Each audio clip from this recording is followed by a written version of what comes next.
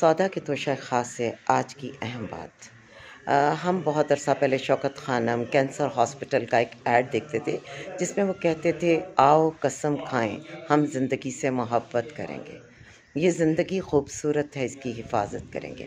آج ہمیں اس پر عمل پیرا ہونے کی حقیقت میں بہت سخت ضرورت ہے۔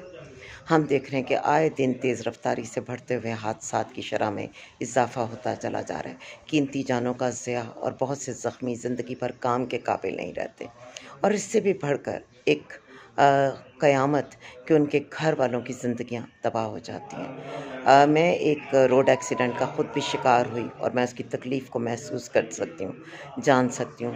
لیکن 4 دن پہلے میری ایک بہت ہی پیاری اسٹوڈنٹ جس کی شادی کو ابھی 2-3 مہینے ہوئے تھے، اس کے شوہر کا روڈ ایکسیڈنٹ میں انتقال ہوا۔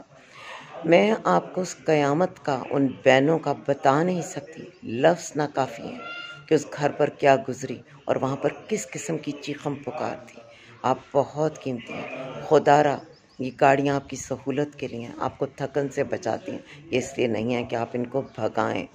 آپ سڑکوں پر اپنی اور دوسروں کی جانوں کو خطرے میں ڈالیں، اور ایسے کسی حادثے کی صورت میں آپ کا خاندان، آپ سے جڑے تمام لوگ تمام عمر آزردہ رہیں۔